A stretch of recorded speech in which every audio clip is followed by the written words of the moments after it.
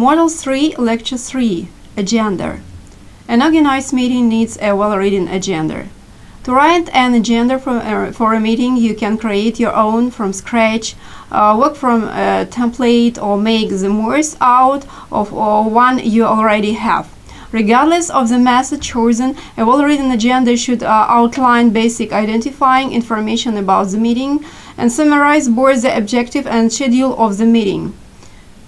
By sticking to a detailed yet flexible agenda, you can keep your meeting streamlined and focused, ensuring that you meet all of your goals for your meeting in the shortest amount of time. 1. Start by giving your agenda a title. Your title should tell the reader two things. First, what she or he is reading an agenda, and second, what topic the meeting is covering. Place your title at the top of your blank document. Simple and direct titles are usually best. 2. Include who, where, and when. Information in the header. Then comes the header. Date and time, location, attendees, special individual present. These may be special guest speakers or meeting leaders. 3. Write a brief statement of the meeting objectives. Meetings that don't have a clearly defined purpose risk wasting precious time as attendees decide what to talk about. You may title it like objective or purpose aim to write about. 1 or 4 sentences here. If you have ever written in a scientific context, think of the objective statements as a meeting abstract or executive summary. You are essentially saying in broad strokes what you plan to be discussed at the meeting without going into detail.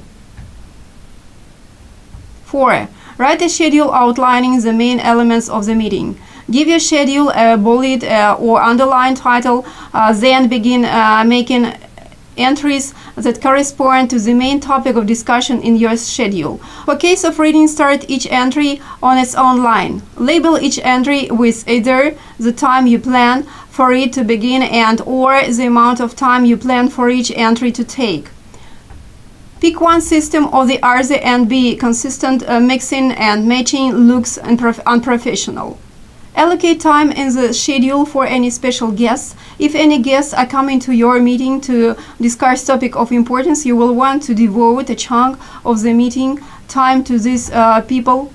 It is best to contact the guests ahead of time to figure out how much time each one would need for the discussion topic. This helps to avoid embarrassing scheduling conflicts. 6.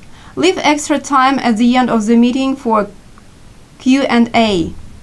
During this time, people can ask for clarification about confusing topics of discussion, offer their own adjunct opinions, suggest topic for future meetings, and make other comments. If you reach the end of your meeting and Norma has any additional questions to ask or comments to make, you can always end the meeting early.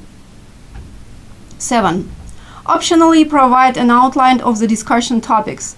Generally, the schedule is the meat of the meeting agenda, the part that people will look to guide the discussion. How to write an outline for more information. Why? How priority budget items. A. Employee travel budget. B. Dealership fees, negotiating a better deal. C. Lobbying costs. 2. Revenue boosting measures. A. Alternative service deals, presenting options to customers. Soliciting feedback. B. Reinvestment in mobile technology. The real value of a good detailed agenda is that it prevents people